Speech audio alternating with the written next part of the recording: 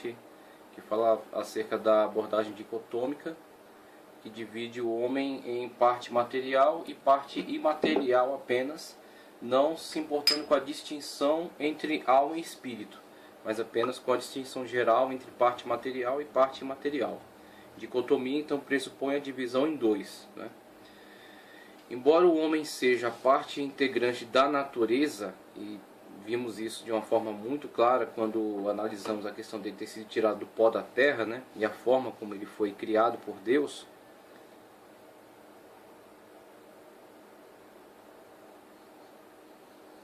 ele é superior a ela, pois ele possui uma vida espiritual intrinsecamente independente e se revela soberanamente livre em face dos bens finitos e abarca todo o bem.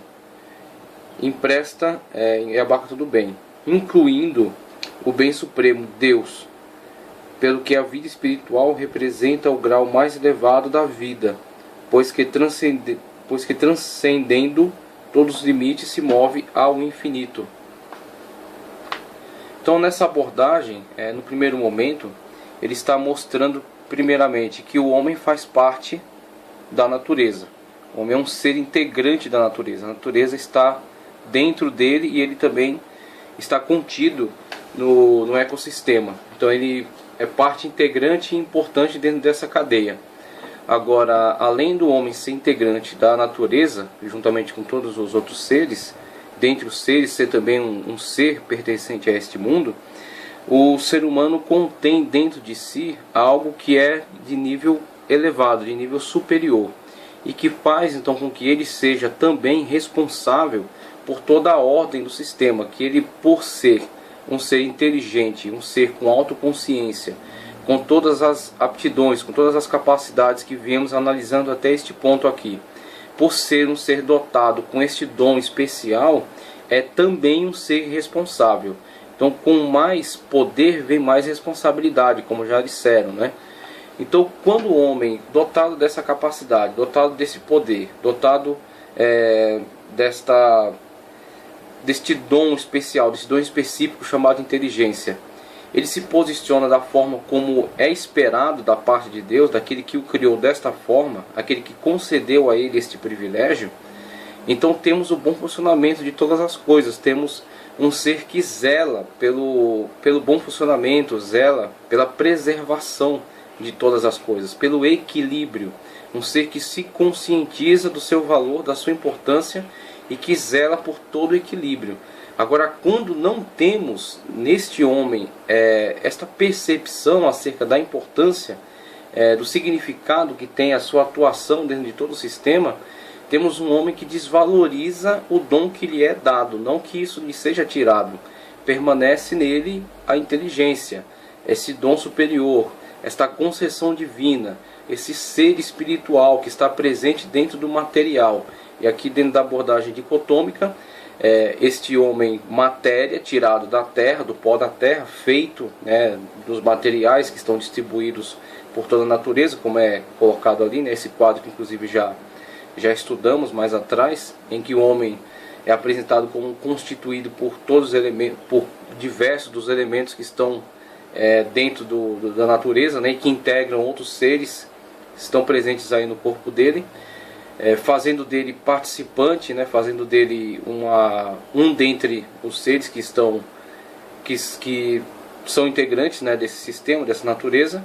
Mas por outro lado, temos também dentro deste ser material um elemento espiritual que lhe concede inteligência, que lhe concede racionalidade e que faz dele então um ser especial em relação aos demais, que são desprovidos deste dom, dessa capacidade, dessa inteligência, dessa racionalidade.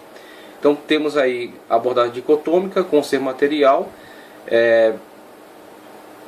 sendo portador deste elemento espiritual que o torna um ser inteligente, que o dá privilégios, mas que também lhe obriga a responsabilidades, né? Embora o homem possua esta vida só em medida finita, e Deus, pelo contrário, a possui em grau infinito, ambos coincidem em possuí-la. sendo por isso o homem imagem de Deus. Daí resulta para o homem a primazia do Espírito, ao qual tudo é mais subordinado. E aí temos a imagem e a semelhança de Deus, que discutiremos mais à frente. Essa realidade superior, o Espírito, vivifica e imprime também seu cunho nos demais elementos estruturais do homem, por exemplo, em sua vida sensitiva e até em sua aparência exterior, o porte dele, a forma como ele se comporta, né? Seu porte ereto. De sorte que, malgrado sua múltipla estratificação, apresenta um conjunto unitário.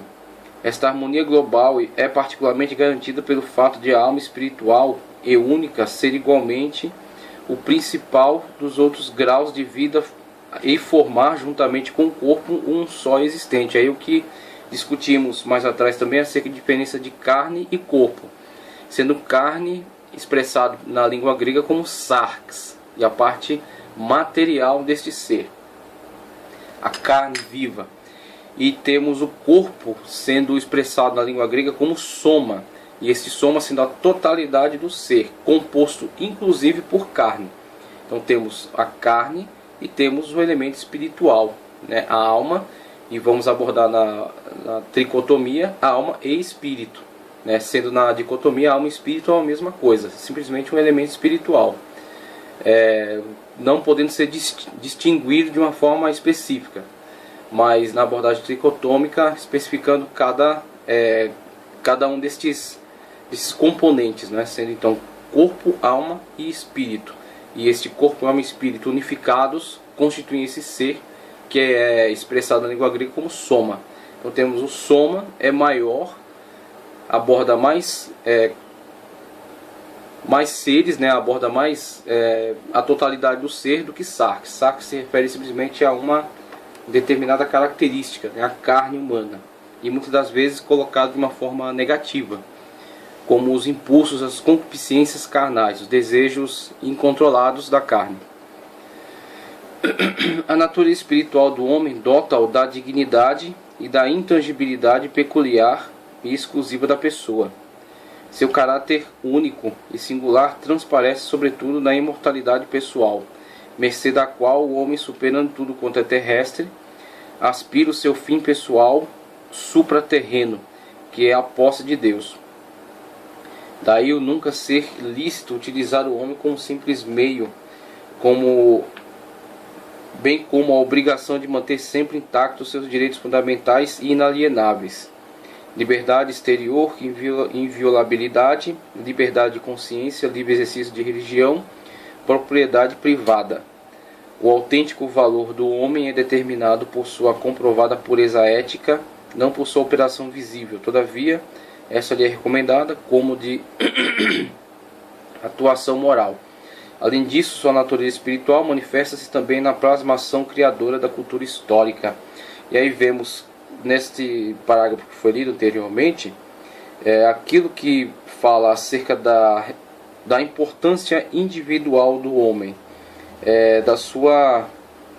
os seus direitos, né, conforme são abordados aí nos movimentos, por exemplo, que trazem a ideia da fraternidade universal, da liberdade, da igualdade, né, como foi expressado aí, por exemplo, na França. Temos também, de certo modo, esta ideia presente aqui, mas de que forma?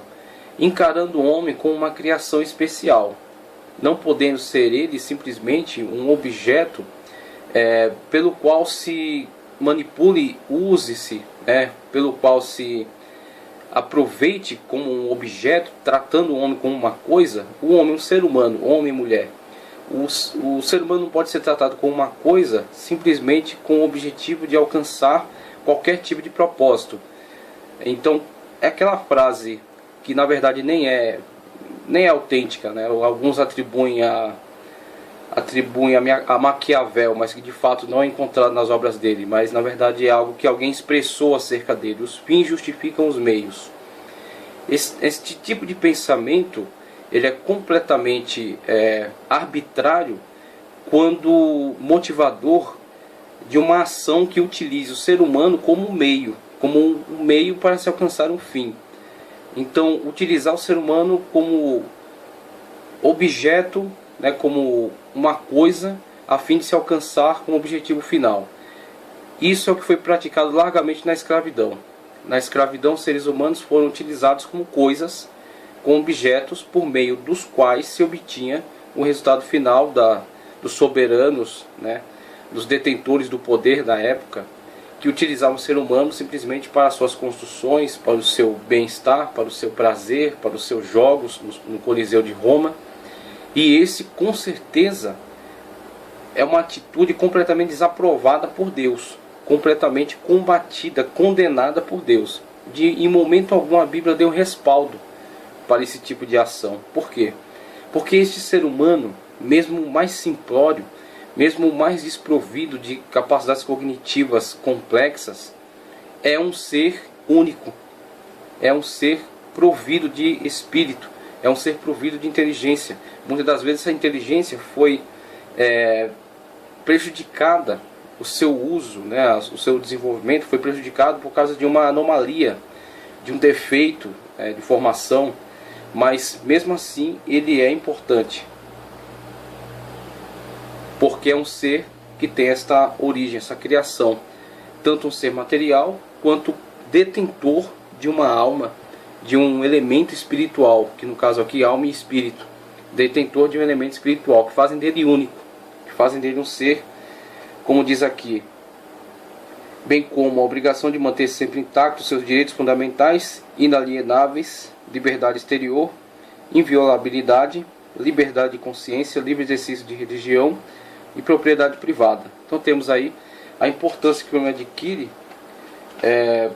exatamente pelo seu ser, por causa daquilo que ele é, da sua própria criação, essa fusão entre ser material e imaterial que constituem esse ser com essa elevada importância. Então a questão agora especificamente da dicotomia e tricotomia, como já verificamos, o homem é um ser constituído de duas porções, material e espiritual. Quanto à parte material, embora seja esta bastante complexa, não há divergência entre os estudiosos, mas o procedimento não é o mesmo no tocante à parte espiritual. A questão gira em torno de saber se há uma divisão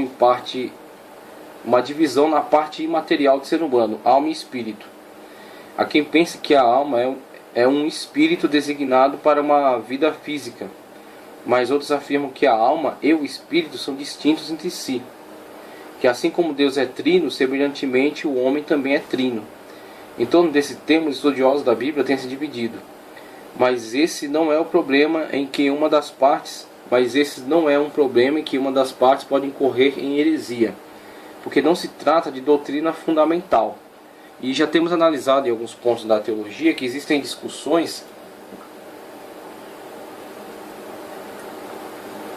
que são quase que impossíveis de chegar a uma conclusão, por serem matéria que não pode ser investigada de uma forma mais profunda, mas que por outro lado a sua própria discussão não conduz a uma grande perda no sentido da ortodoxia bíblica, porque são apenas possibilidades, são apenas hipóteses. Então, por exemplo, essa questão que discute a dupla divisão ou a tríplice divisão, a dicotomia com divisão em parte material e imaterial, ou a tricotomia no sentido de divisão entre parte material e parte espiritual como alma e outra parte espiritual como espírito. Então temos aí essas hipóteses e a discussão sobre elas. Não devemos nos demorar muito nisso, e por outro lado também não oferece grande risco, não chega a ser um grande risco à ortodoxia, a defesa da dicotomia ou tricotomia. São apenas diferentes formas de pensar. E aí vemos aqui a dicotomia.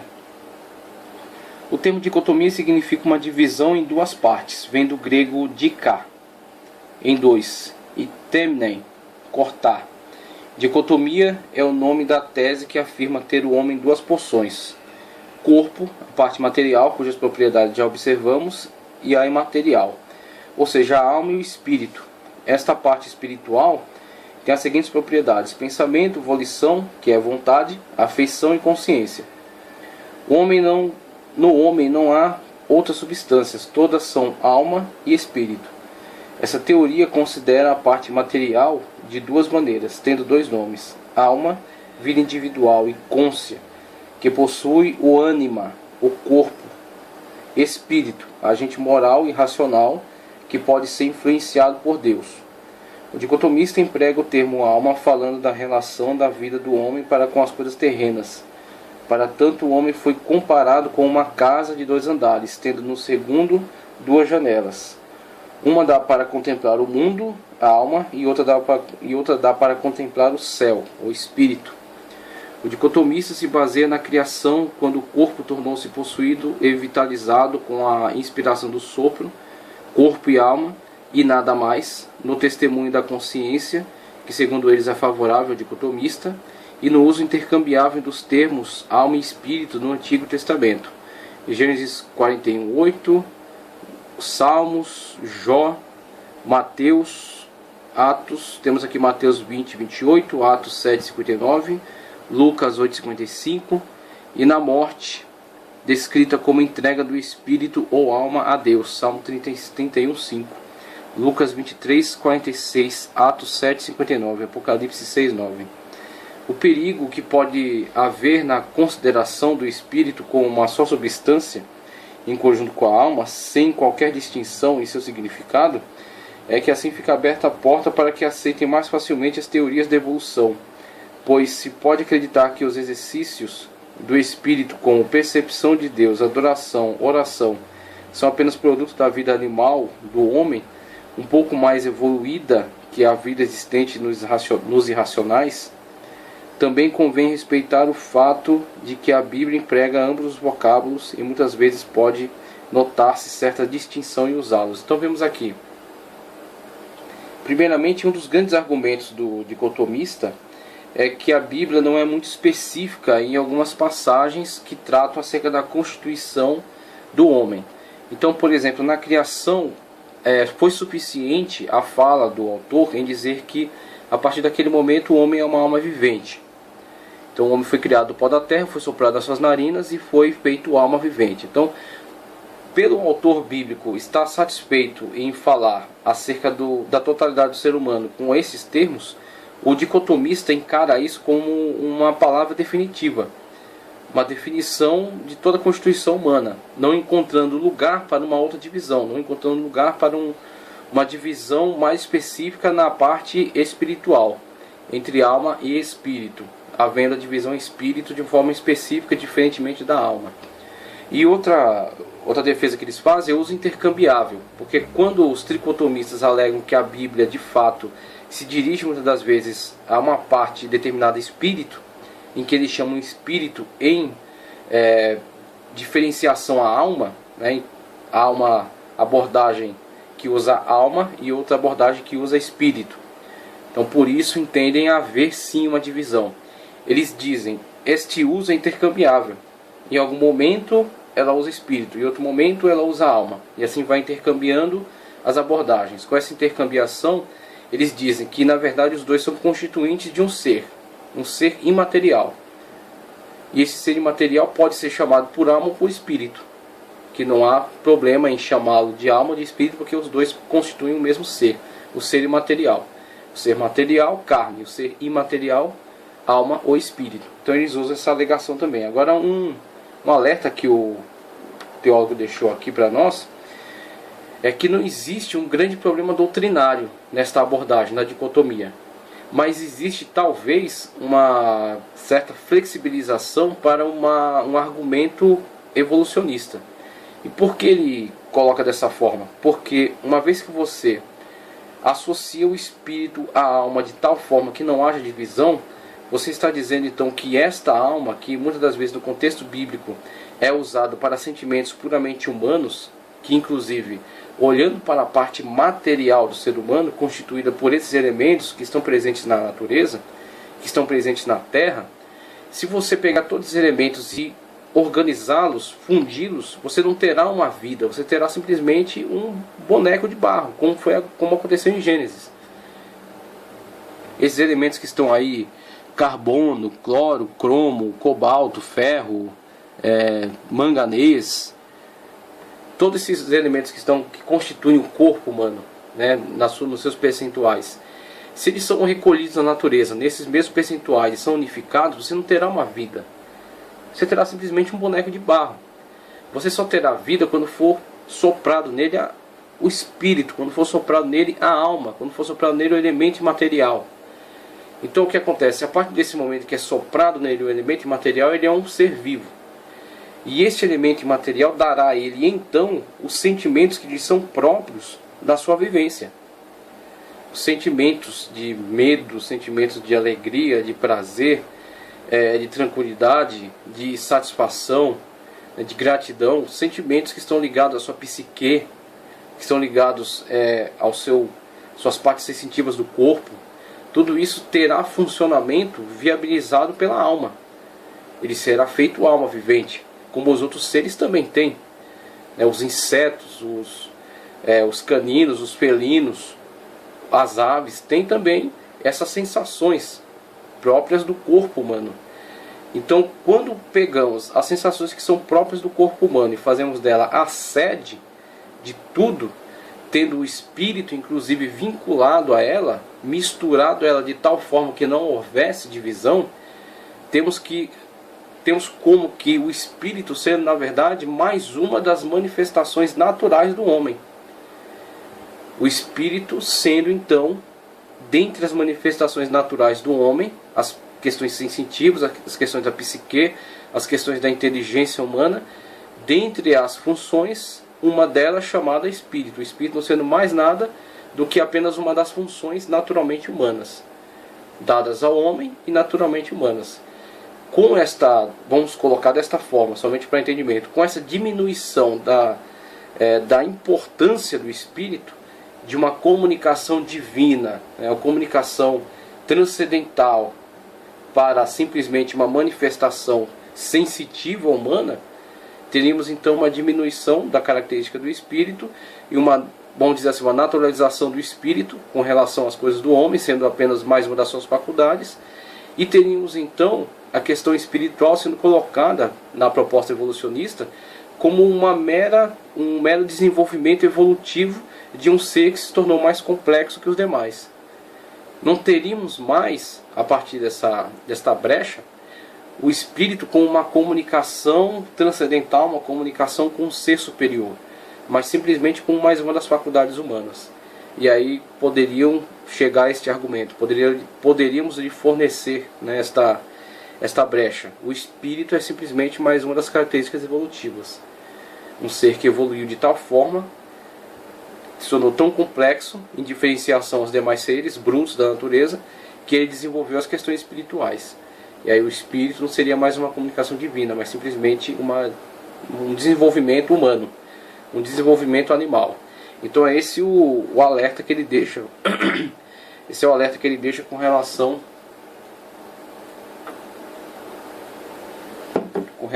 à abordagem dicotomista. Apenas se atentar a esta possibilidade de ser encarado desta forma, de ser até distorcido, né, desta forma. Agora a questão da tricotomia. A questão da tricotomia agora.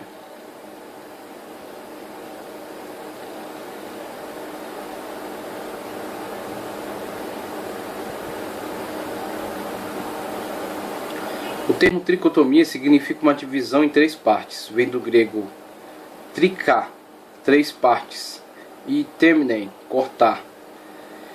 Portanto, dividir em três. A teoria da tricotomia afirma que o homem é composto em três elementos: corpo, alma e espírito. Corpo é o elemento material, instrumento, agente ou tabernáculo, por meio do qual a alma e o espírito operam. Alma, do grego psique, princípio vital e sede da personalidade, afetos, apetites, sentimentos, memória, memória. Ponto final. Então temos aí as qualidades da alma, ligadas à vida humana, ligadas ao ser humano, aos seus sentimentos, a sua forma de interação com a natureza, através da psique, as diversas sensações que lhe causam essas interações, satisfação, tristeza, contentamento, necessidades, e por aí vai, as formas como ele interage com o mundo à sua volta, através da psique. e a psique sendo energizada pela alma, vamos dizer assim. Um eletrodoméstico fora da tomada não funciona. Uma vez conectado à tomada, deu-se o seu funcionamento, ele vai passar a interagir. Então temos aí a alma como a energização deste ser, para a operacionalidade dessas ferramentas, né, desses dispositivos que ele detém. Então as formas como ele interage com o mundo à sua volta, e a forma como ele controla seu próprio corpo. Então temos a alma nesse sentido. Agora o espírito como uma sede de racionalidade, uma sede de inteligência, uma sede de sentimentos superiores.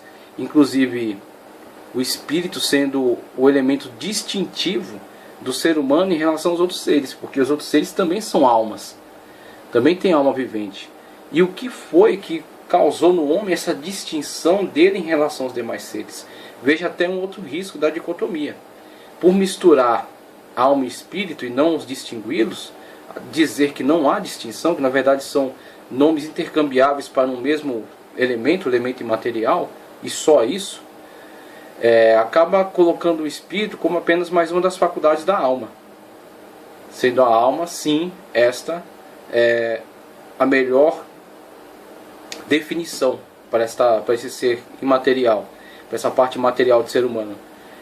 Com isso, diminui a importância do espírito, porque na abordagem dicotomista, o espírito é encarado tal qual aquele que distingue o ser humano dos demais seres. Todos os seres são almas viventes, mas só o homem é espírito. O homem tem alma, que o torna um ser vivente como todos os seres, mas ele não tem só alma, ele tem espírito, que o torna um ser racional. Então, com corpo e alma, ele é um ser vivente, como todos os demais seres. Ele se comportaria como qualquer outros animais, se ele tivesse só corpo e alma. Uma vez que lhe foi dado também o espírito, foi lhe dada a razão. Com o espírito temos imagem e semelhança de Deus. E aí agora o homem é um ser pensante, como Deus é um ser pensante, como Deus é um ser que tem inteligência, como Deus é um ser que tem racionalidade. O homem agora tem um fragmento de Deus em si, que é o espírito, tá certo? Que é a inteligência. Espírito, grego pneuma, princípio de vida racional e moral, sede da razão, da vontade e da consciência moral. O tricotomista argumenta que, embora o espírito e a alma frequentemente sejam usados intercambiavelmente, são algumas vezes usados em contrastes ou de maneira a não poder um termo substituir o outro. Exemplos: amarás o Senhor teu Deus de todo o teu coração, de toda a tua alma, de toda a tua força. Deuteronômio 6:5. Pois a palavra de Deus é viva e eficaz e mais cortante do que qualquer outra espada de dois gumes, que penetra até o ponto de dividir a alma e o espírito. Veja que ambos são parte imaterial do homem. Só que existe uma divisão. Ela não pode ser alcançada a olho nu, por exemplo, digamos assim. Principalmente porque os seres espirituais não podem ser vistos a olho nu. Não são não estão ao alcance das características do corpo humano, características naturais. O olho não tem capacidade de visualizá-las, mas elas existem. E existem muitas coisas na natureza que nós não podemos ver, mas existem. E se investigadas com a tecnologia que está disponível hoje, podem ser encontradas, podem ser estudadas, analisadas. Agora, toda a tecnologia que foi criada não tem competência para analisar a parte material do ser humano, a parte espiritual. Todavia, ela existe. Ela existe, e ela existe como elementos individuais, elementos separados. A alma e o espírito não podem ser, muitas das vezes, visualizados pelo homem, não pode ser totalmente compreendido, mas existe. E tem suas características próprias e distintas. Tanto que a palavra, o Espírito Santo, pode distingui-los. A palavra é como uma espada de dois gumes que vai até a divisão da alma e do espírito, que separa as coisas. A parte psique e a parte pneuma. A parte dos sentimentos e a parte da razão. E ela atua sobre ambas. Pois a palavra de Deus é viva e eficaz, e mais cortante do que qualquer espada de dois gumes, e penetra até o ponto de dividir a alma e espírito, juntas e medulas, e é apta para discernir os pensamentos e intenções do coração. Hebreus 4:12. De tal forma a palavra opera esta maravilha, que ela organiza o homem de forma que o homem pode se equilibrar. O ser humano, o homem e a mulher, pode alcançar um ponto de equilíbrio por meio da palavra, controlando seus impulsos animais, controlando seus impulsos naturais, não dando lugar às concupiscências da carne, que se manifestam, por exemplo, operacionadas por meio da alma, que foi atingida pelo pecado, e também controlando sua parte racional, não permitindo que a sua racionalidade negue a sua fé, mas fazendo com que seu espírito produza a fé salvífica, produza a fé sobrenatural e põe em contato diretamente com Deus. Fazer com que o seu espírito, sua razão, a sua inteligência creiam e interajam com Deus. Creiam que Ele é galardoador daqueles que o buscam, por exemplo, como diz o próprio autor dos Hebreus. E crendo nele a ponto de visualizar o espiritual, como ele fala, que a fé é o fim e fundamento das coisas que se esperam e a prova daquilo que não se vê. Então veja, quem produz a fé dentro do espírito, dentro da razão humana, senão a palavra de Deus, que trabalha individualmente com as questões de sentimento e com as questões de razão, com as questões da alma e com as questões do espírito, com as questões de psique e com as questões de pneuma. Então a palavra de Deus interage dentro desse ambiente espiritual de tal forma a enxergar as suas divisões e trabalhar individualmente cada característica. E este ser espiritual agora equilibrado pode reger bem o corpo, fazendo do corpo um templo onde habita o Espírito Santo de Deus. Isso só pode ser feito pelo Espírito Santo de Deus instrumentalizando a palavra, trazendo a palavra de tal forma que traga este equilíbrio, esta harmonia para o ser humano. A explicação dicotomista é de que a referida divisão é dentro da alma mesmo, ou entre ela e o que seja prejudicial, mas o tricotomista diz que essa resposta não é satisfatória. A alma é a parte material em suas atividades e poderes inferiores. Por ela o indivíduo é cônscio e tem vida animal, como os brutos a têm. A alma torna o homem um ser vivente como qualquer outro ser vivente. O espírito é a parte material com suas mais altas capacidades e faculdades. Por ele o homem é uma criatura capacitada para relacionar-se com o Espírito de Deus. Possui razão, consciência e livre-arbítrio, que o diferenciam dos outros seres irracionais e o constituem responsável. Então veja aí como o homem se distingue dos outros seres. Não por meio da alma, porque a alma os outros seres têm. O homem se distingue dos outros seres por meio do Espírito, que é uma faculdade específica, especial dos seres humanos, que possibilita a sua comunicação com Deus, possibilita a sua comunicação com o ser superior, e assim ser também um ser diferenciado dentre os outros seres, ser um ser racional. O texto clássico citado pelos tricotomistas é 1 Tessalonicenses 5:23, que aparece em tela aí. O mesmo Deus de paz vos santifique em tudo, e todo o vosso espírito e alma e corpo sejam plenamente conservados e irrepreensíveis para a vinda de nosso Senhor Jesus Cristo. Veja que as 3 esferas de existência do ser humano estão presentes aí nesta abordagem. E as 3 têm que ser conservadas, e têm que estar preservadas, têm que ser santificadas para a vinda do nosso Senhor Jesus Cristo, porque todas elas serão transformadas. O corpo será transformado num corpo glorioso, certo? A alma e o espírito participarão também deste ser. Serão todos agora um ser unificado, um ser plenamente espiritual. Não só espírito, não só como os anjos, vamos dizer assim, da mesma criação dos anjos, porque um homem não é anjo, o homem não se torna um anjo. O homem se torna um ser que vai habitar juntamente com os anjos, vai estar também interagindo no seu mundo, mas com as suas próprias características. Como Cristo também, ao ressuscitar, tinha suas próprias características.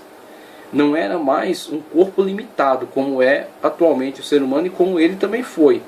Ele nasceu também em carne humana para vir nos salvar.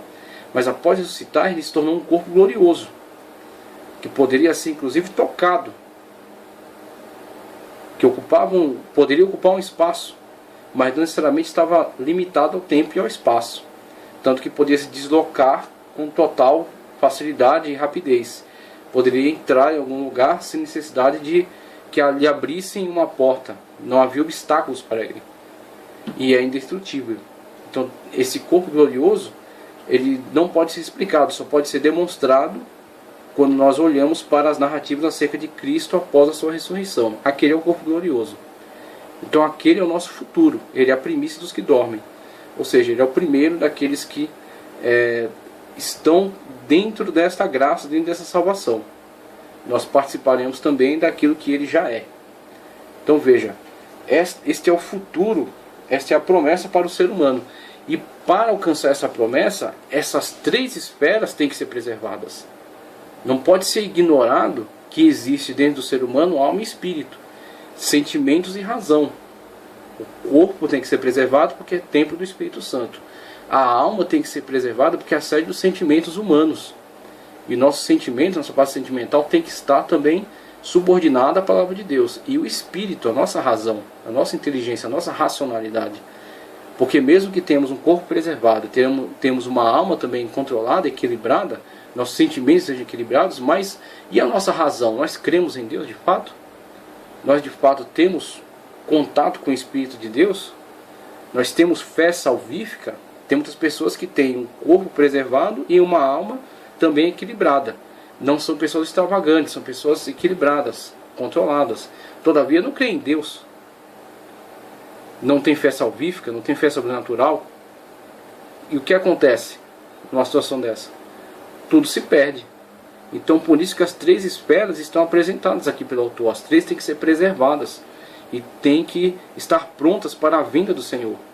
O nosso corpo preservado como templo do Espírito Santo. Nossa alma como sede dos nossos sentimentos, subordinados à palavra de Deus. E a nossa razão nutrida pela fé salvífica e sobrenatural e em contato permanente com Deus.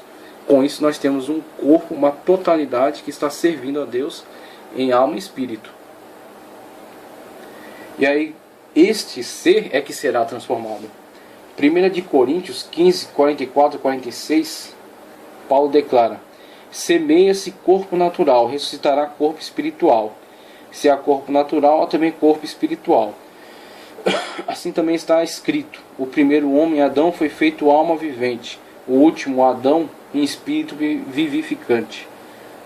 Mas não é o primeiro espiritual, senão o natural, depois o espiritual.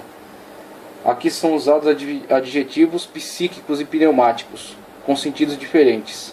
Então seus substantivos devem ter sentido diferente também.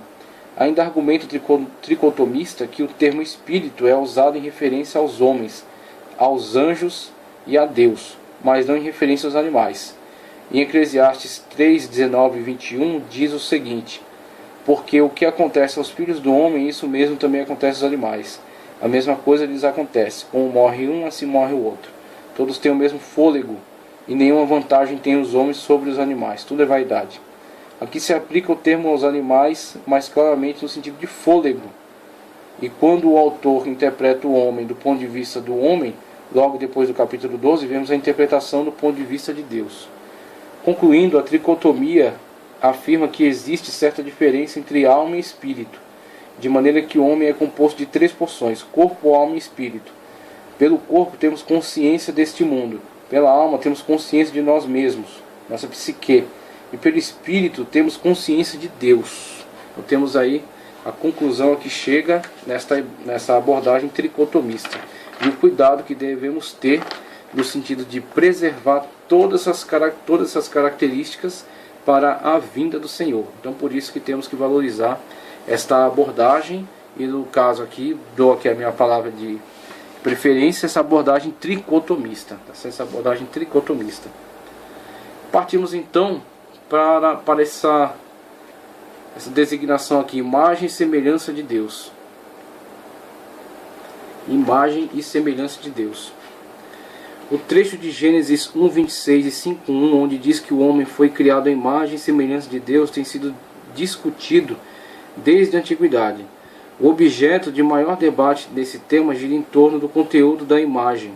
Foi Irineu que introduziu pela primeira vez a distinção entre imagem, hebraico selen, latino ou latim imago, hebraico selen, latim imago, e semelhança, hebraico dimut e latim similitudo, hebraico dimut e latim similitudo.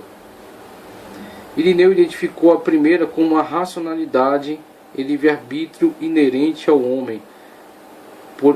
Por ser ele homem, pensou na semelhança como dádiva acrescentada na justiça de Deus, que o homem, por causa de seu raciocínio e liberdade de escolha, tinha a possibilidade de reter e promover mediante a obediência os mandamentos divinos.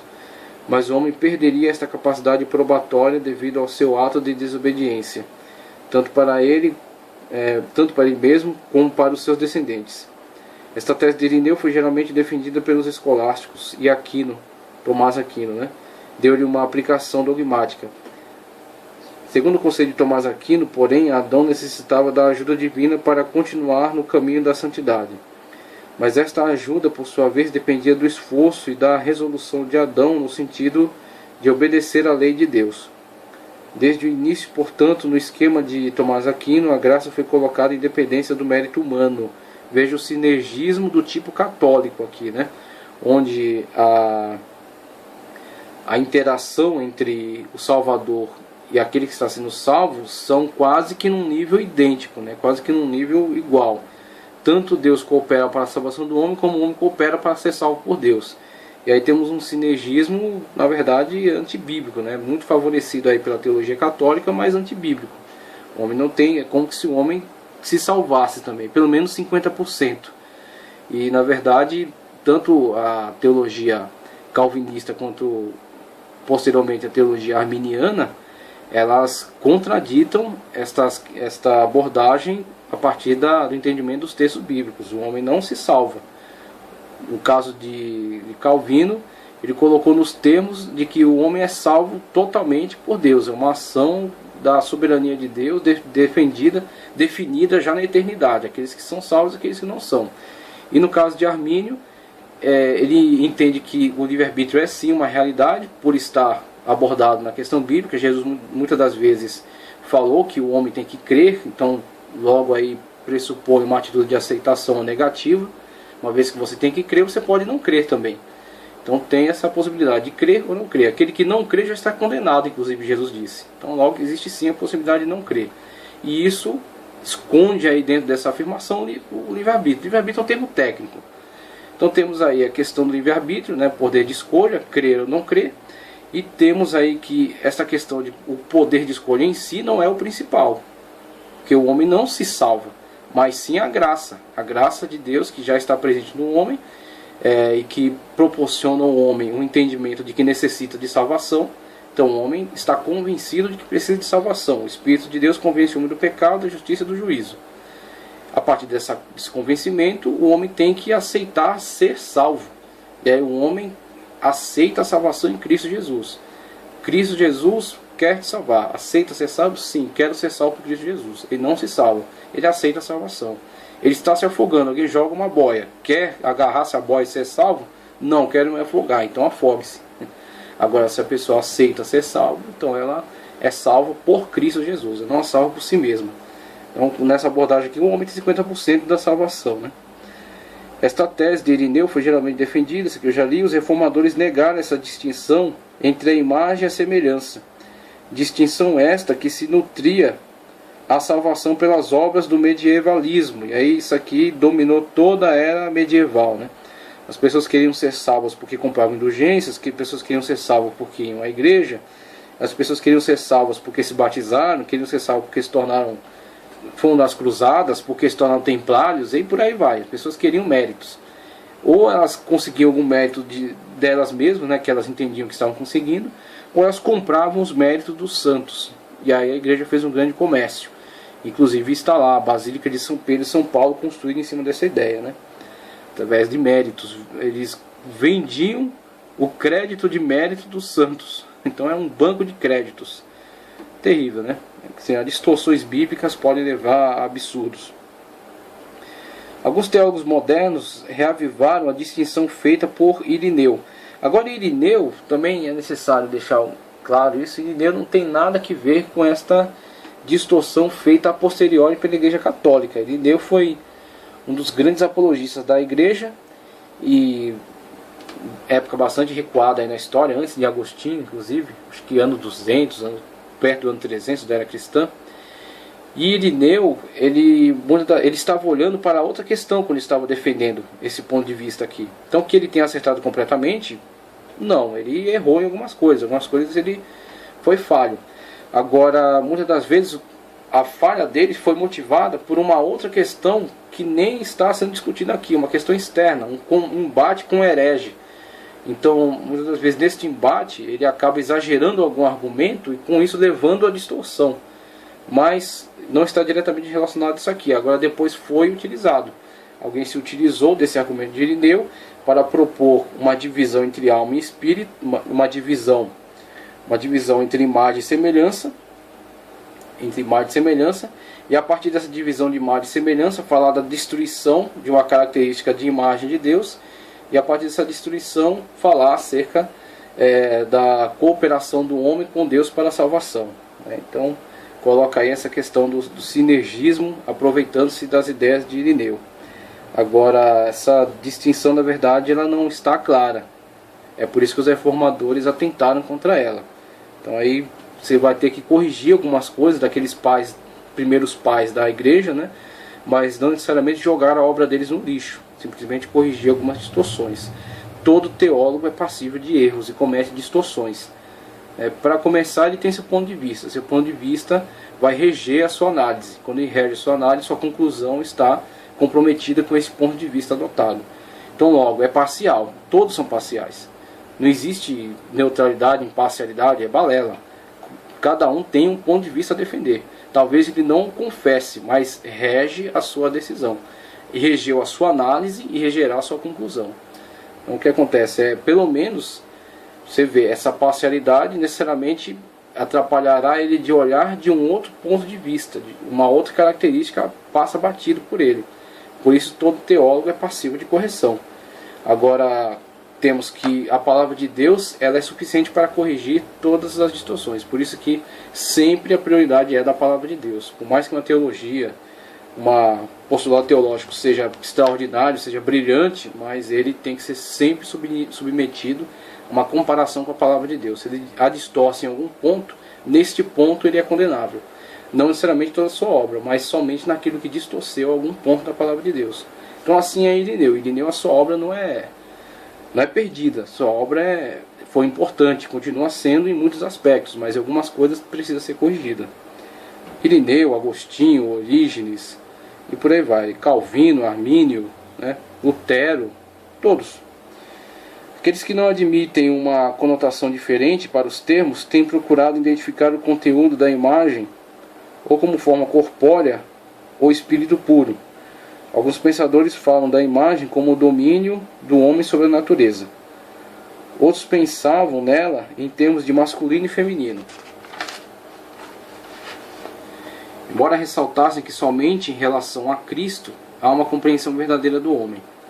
A posição reformada é que a imagem de Deus no homem consiste na racionalidade e competência do homem, mas que exatamente essas realidades do seu ser foram perdidas ou desfiguradas pelo pecado. Alguns consideram que a personalidade é o ingrediente da imagem, ao passo que ainda outros preferem vê-la como filiação, argumentando que o homem foi criado para aquele relacionamento, mas por seu pecado ele repudiou sua filiação, que somente pode ser restaurada por Cristo. Então uns entendem que as aptidões racionais do homem são a imagem, outros que a filiação divina é a imagem. Imagem e semelhança. O assunto ligado à imagem e semelhança de Deus no Antigo Testamento só aparece em Gênesis 1:26, 27, 5:3 e 9:6. A doutrina do homem como imagem de Deus é o cerne da antropologia veterotestamentária. A palavra imagem, selen, significa a expressão da realidade. Podemos afirmar que significa sombra. A sombra tem uma semelhança com a pessoa. Veja, não é idêntica, é uma semelhança, mas não é exatamente uma cópia da pessoa. Imagem pode ser entendida também como uma plástica real, uma cópia, um ídolo, ou ainda como uma cópia detalhada do original. A palavra semelhança, demute, significa principalmente aparência, correspondência, cópia.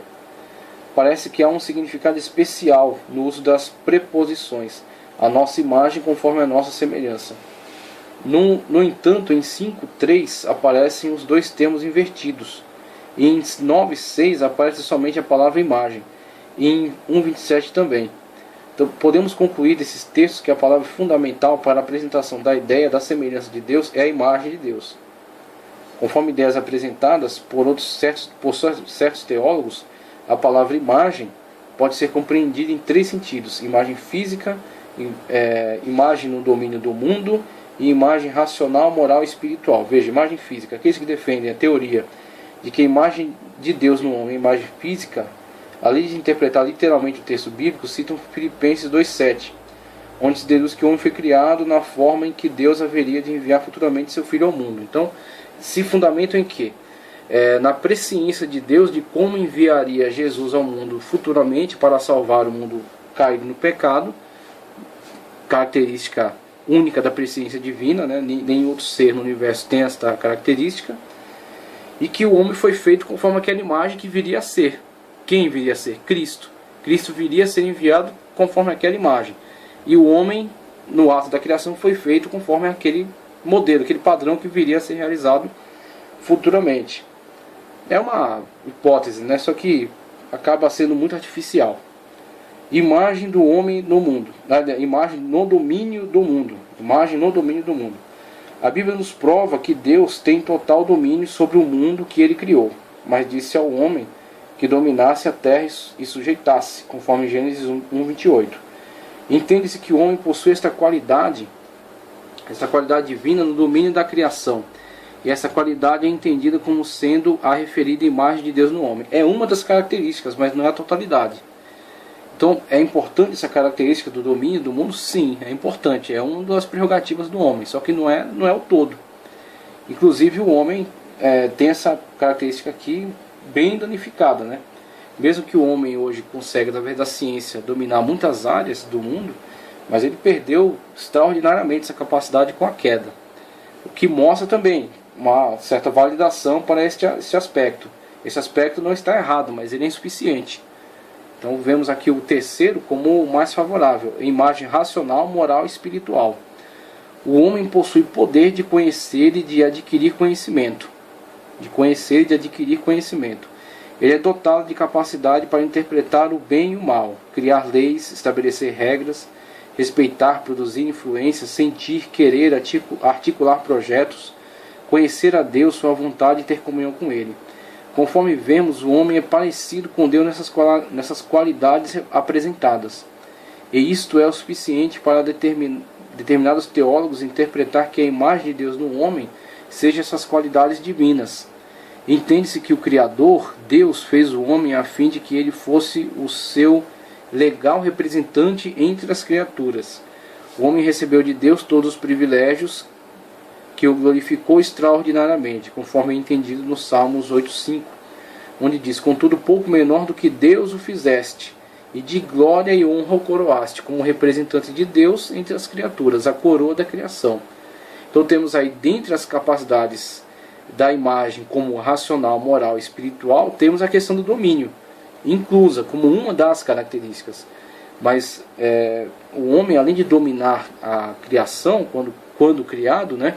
Quando foi criado, quando estava na sua perfeição, além de dominar toda a criação, ele tinha poder de se relacionar com o mundo à sua volta, tinha poder de se relacionar com Deus, interagir com Deus, dialogar com Deus, conversar com Ele de forma natural. Pense na inteligência que Adão tinha para conversar com Deus de uma forma tão natural como a Bíblia nos descreve, que Deus vinha na viração do dia conversar, passear pelo jardim, conversar com Adão. O homem tinha capacidade para interagir com a sua esposa, manterem um relacionamento. Então veja, a questão do domínio está enquadrada dentro disso aqui. É uma das características. E dominar toda a natureza, e cuidar do jardim, e cuidar da terra. E tudo isso com perfeição. Isso é racional, moral e espiritual como a imagem de Deus. Imagem e semelhança como termos intercambiáveis, como foi apresentado aí na própria questão bíblica. Não havendo uma divisão que possa ser delineada com muita especificidade. Não existe uma divisão muito séria nesse sentido de alma, de imagem e semelhança. A imagem e semelhança são termos intercambiáveis que complementam esta característica. Da mesma forma que ele é imagem, ele também é semelhança.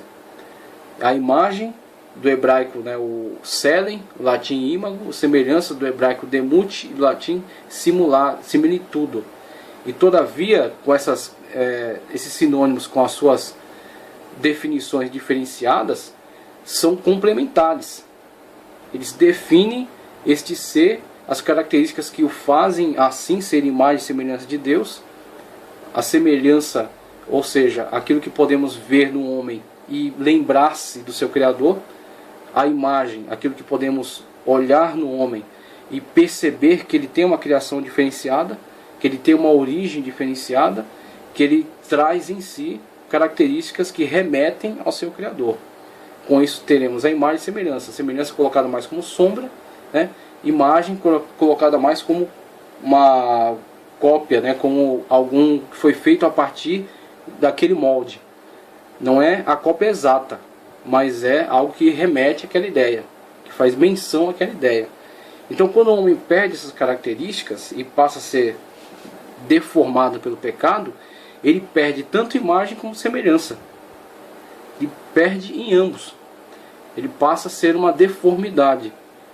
Não perde totalmente, mas perde em grande parte. A imagem de Deus no homem após o pecado. Este assunto tem sido instrumento de muito debate. Alguns creem que o homem perdeu a imagem de Deus no ato do pecado, mas outros entendem que a imagem de Deus no homem foi realmente destruída, mas não totalmente. Os que defendem que o homem perdeu a imagem de Deus argumentam que entre o homem e Deus existe um grande abismo e que o homem não tem a menor condição de se comunicar com Deus. Sendo assim, ele não possui a imagem de Deus. Os que entendem que o homem continua com a imagem de Deus argumentam que se o homem perdesse a imagem de Deus, se o homem perdesse totalmente a imagem de Deus, ele também deixaria de ser homem. Os que argumentam que o homem ficou apenas com uma fagulha dessa imagem, diz que depois do pecado o homem ficou e tornou-se embrutecido. Porém, no seu íntimo, ele tem algo que o condena, que condena seus maus hábitos, né? Tem algo que condena seus maus hábitos, a consciência.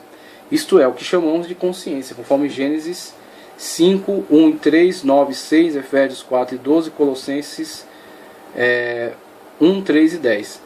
E aí temos que esta imagem e semelhança, mesmo danificada, mesmo distorcida, ela não é inexistente.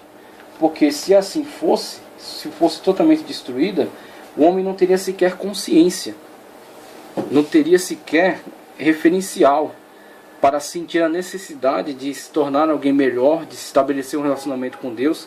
A própria criação das religiões manifesta essa fagulha da imagem e semelhança de Deus, porque a própria palavra religião, religare,